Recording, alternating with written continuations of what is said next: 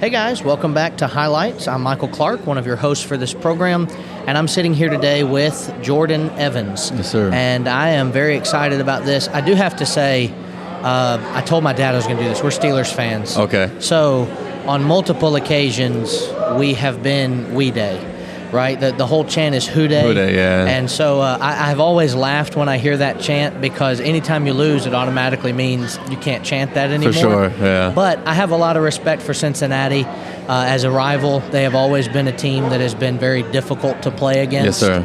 And especially with Joe Burrow now and all that's been going on, they've got a lot of great players. But you played with the Bengals from 2017 to 2021. Yes, sir. And so you were a part of some pretty special years there in Cincinnati, but also a few years prior to being that special team they've become in the last few years. So the most important thing, though, is that you're a Christian. Yes, sir. And I want to talk primarily about how you became a Christian, how your process in college and then the NFL went, and then also in the XFL. Yes, sir. So why don't you just introduce yourself to people and we can keep going. Yeah, so as you said, my name is Jordan Evans. I was blessed that from the work of a man named Willie Franklin, who was walking on campus one day and having Bible studies, and my dad, coming from the Catholic background, walked in to drop off some subwoofers to a friend's house, and he actually walked into a study that Willie Franklin was having. How about that? And it was, my dad was taught the gospel, and my mom, coming from the Baptist background, was taught the gospel. And they ended up getting married and having me, and my sisters, I have two younger sisters as well, so we were blessed to grow up in the church. I'm very thankful for that. I'm thankful for the acceptance that my parents had, because I understand how hard it is. And so they kind of did the first step for me. And then growing up in the church, growing up with the teachings and the sound doctrine, you conform to it, you transform into it, you accept it, and then just your own faith. Right. And so that started in high school. Went to college, went to the NFL, and honestly, while I retired from the NFL, I was still as a free agent, and during my free agency, I actually was re-immersed, had some understandings, had some doubts that I had to get over, and there's a lot of growing pains through those years, as I'm sure many Christians, whether they're an athlete or whether they're working regular fields, they all go through. Yeah. Well, I love the idea that we sometimes hear people say it is impossible to be a Christian and be an athlete or a musician or whatever. I now know 3 different professions that have managed to be in difficult backgrounds and maintain their faith. I know a musician. I know a NBA player, former NBA player with Norris Cole, and now I've met you from the NFL. So talk to me about the NFL process. What a day looked like for a Christian in the NFL and how difficult that might have been and all that entailed with that. Yeah, well, what I'll say is one of the first difficulties, especially in the NFL, is you play on Sunday. Yeah. Right? And so I was talking earlier with a friend of mine that it was no surprise to me growing up all my life, Sunday mornings, Sunday nights, and Wednesday nights was non-negotiable. Yeah. I missed many championship games growing up as a young kid because my dad set a standard that we don't miss. This does not come before sports. So when I was in college playing Saturdays, even if I come back late at 3 a.m., Sunday morning we have to be at service. Right. Wednesday night I'll be at service. The next note I get into the NFL and I play on Sundays. Right. And my faith wavered because of those things. Sure. And the only way that you're able to get through those things is if you do have a good support system. And even during those times when I might have been struggling or maybe I wasn't had greatest attendance, I had a mother and a father who never stopped pouring into their son. Yeah. I never had older men pouring into their son. A man, a preacher at Great Road Church of Christ in Cincinnati took me out to lunch and things of that matter. When I ended up in Tampa, the elders there continued to feed into me. And I don't know if they'll realize that, and maybe I could show my appreciation later, that those were the things that helped me to keep my faith while playing NFL. Because in all reality, it's not that it's impossible, because all things are possible with God especially, but it's not easy. Right. It's not the environment that surrounds you with Christ-like minded people. And so with the help of the church, I was able to keep my faith. Yeah, because I know I'm a traveling preacher now. Yes, I travel for the Memphis School of Preaching and recruit. I'm gone a lot throughout the year, and I'm in a different city sometimes every weekend. Right. And that's kind of a lot of Yes, what sir. you had to deal with, Right. too. And even though for the 4 years you were there, you went to the same cities primarily and certain like divisional rivals and all of Correct. that.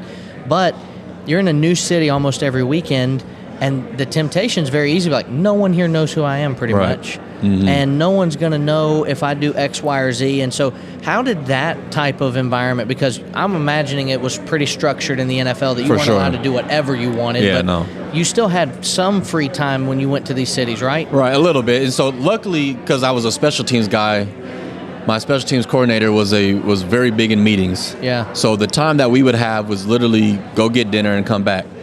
But there are times that guys had done things, and there was some explicit things that guys partake in, whether it was before games or post games, that sometimes you might get caught into it, but more times than not, you have to you got to go home. Right. You got to go home. Right.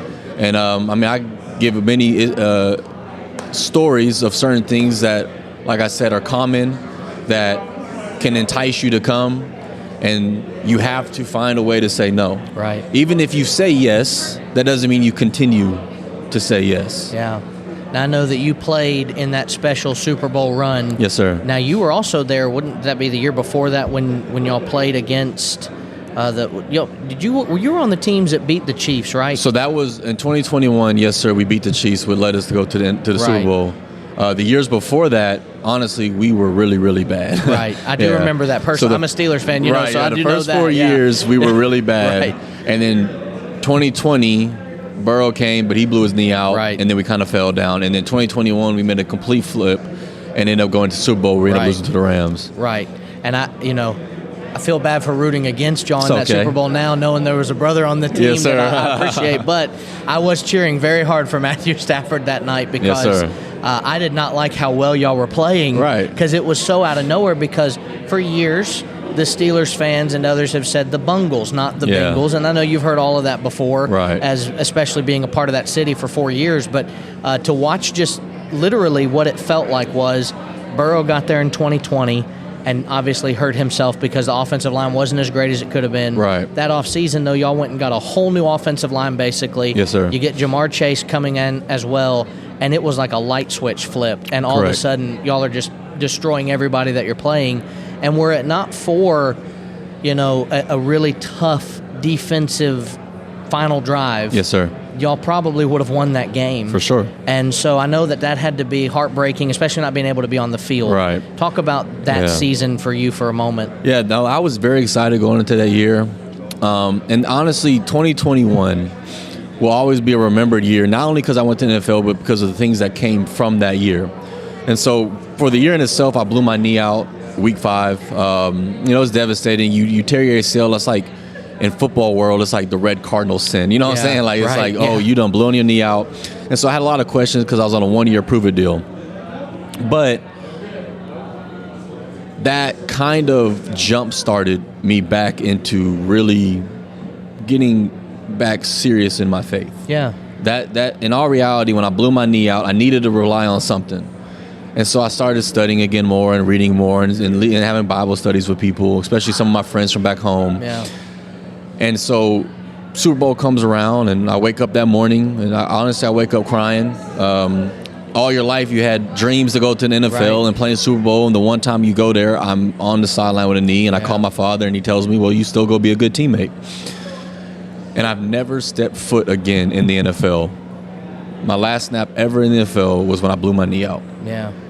And honestly, I sit here and stand here today, and I tell you that's the best thing that's happened to me. Yeah. That's the perspective, right? I know, Yes, sir. like you said, look, I know this is fun to talk about with somebody that gets it from the perspective of God did not bless me with the ability to play football at any Right. professional level, but I am really good at Madden, okay? Right. Like I won a lot of Super Bowls Okay. in that game. But I play that game and I think, man, what would it be like to get to suit up? But I'll never know. Yeah. And unfortunately, you never got that experience either, but you were close. I was right there. And yet your Uh-huh. perspective is not, it reminds me a little bit of Solomon from Ecclesiastes. Uh-huh. Your perspective is not, man, this was all that was worth it. I got to get Right. back and do this again. It was, you know what? It was a special thing. I wish I could have done it, but it wasn't the end all be all of my life. Correct. It And- was really it was a blessing in disguise that as a 30-year-old man now who's removed from the league can sit back and reflect. And obviously, I wish I would have learned the lessons I learned without having taken those bumps and bruises. Sure. But things had to happen how they happened. And yes, I'm blessed. I'm thankful. I'm appreciative of my NFL career. I think sports is a tool to be used for good. Right. Yes, it's been corrupted at times. And I do have influence today, especially with the youth and things of that matter. And I pray that I do good now works for the Lord more than I ever have in times past. Yeah. So what are you up to nowadays? I mean, Yes, I know sir. that to some people, it happens a lot when people play and then they retire, they kind of disappear or they go on TV. So Right, yeah, you would be by default considered disappeared. Disappear, but yes, sir. What you said a minute ago, I think, is what we would echo is the best thing that's ever happened. But what are you up to lately? Yeah, so I'm finishing up MBA. I'm getting my MBA right now. I'm also currently in the World Video Bible School program. Yeah. Just added to my knowledge, Yeah. doing ministry work, trying to get more involved in some form of preaching and teaching and just being a servant for the Lord, and then figuring out how I can support myself, whether it's coaching at the high school level, maybe my MBA opened up opportunities. I officially retired last year, and I enjoyed retirement. I did some traveling and stuff Yeah. like that. And so now I'm just trying to figure out where my 2 feet will land. Yeah. And Does it feel strange to be 30 and say I retired? Yeah, well, so usually what I say is I retired from playing, but Right. not from working. That's right. That's usually That's how I say right. it, because people say it all the time, you're 30, retired. I was like, okay, not like that. Like, I Yeah. still got to get a job eventually. Sure. I'm just trying to figure out what my lane is. Sure. Well, I say sometimes in a sermon that I do on Luke 9 where it talks about, putting tradition over Christ. And I talk about sports sometimes has Mm-hmm. Right. become that tradition. Of course. I often have made the statement, the likelihood is your kid's probably not going pro. Right. But even if they do you really want them grown up in an instilled environment of God doesn't come first? Right. And I think what you said at the beginning of this was important because it shows the instilled fact of God first that Yes, your sir. family put within you. That was no matter what, whether you get in at 3 a.m., 4 a.m., whatever, church Right. is the first thing you're going to see on Sunday morning. Right. And so what would you tell some young aspiring athletes and those that might even be good enough to go pro?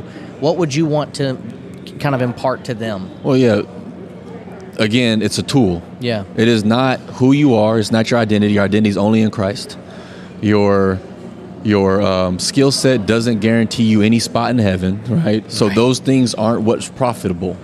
Those things, as Paul or as Matthew talks about, or Jesus uses obviously in the book Yeah. of Matthew, Jesus talks about what does a man gain to gain the whole world but lose his soul. Yeah. There's no profit in that. Paul talks about there's no physical benefit of work compared to your spiritual benefit Right. of your physical body. And so those are things, if you keep that as an understanding. But the tool that's supposed to be used is not that, oh, I'm a good athlete, people listen to me. It's the fact that people look into your life. The best advice I got was from a woman when I graduated. She told me you live in a glass house. Mm-hmm.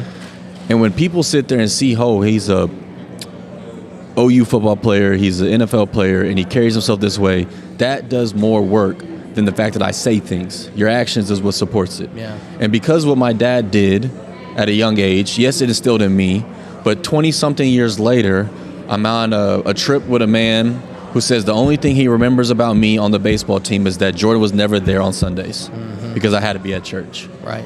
He was a kid and remembers that. Yeah. Now, Lord willing, a conversation will come from that, Yeah. but that's the example that you're supposed to do, and I think that's what's supposed to be used. So yes, have aspirations to try to make it, work hard. God blessed you with these abilities. Don't put them to waste, but understand that your identity isn't in the game. Your identity is in Christ. Yeah. And that always comes first. That's right. Now, I don't know as much about the NFL and Christians that are in there. Do you know of other Christians that are currently trying to play or that played at around the same time that you are that, kind of giving some encouragement that it's not just you? I know that Elijah said, I'm the only one left. And God reminded another 7,000 haven't bowed their knee to Baal. Yes. Did you have a network that you could kind of lean upon, or was it lonely? It was lonely. Yeah. It was lonely. There are people who claim Christianity, and there are people who practice good morals. And so, yes, you can gravitate towards those. But when we talk about the Lord's church, it's very, very few. I've had a handful of people that I know, and a lot of them are former players that were in the NFL.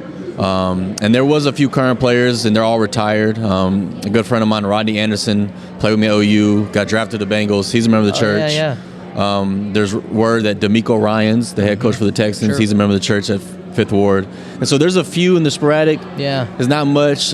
Luckily, there's some Christian influences in some of these men. Right. And our goal is to make sure, just like Paul had to and Priscilla Aquila had to with some of those men in Ephesus and of Apollos to show them the more accurate way. Yeah. So, Man, Jordan, it's been encouraging talking to you.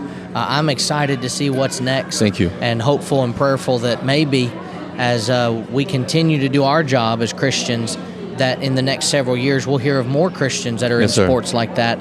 I've always looked at certain athletes and had a lot of admiration for them, but I've been let down by so many because what ends up happening on the field is not matched off the field. The excellence you see on the field is matched.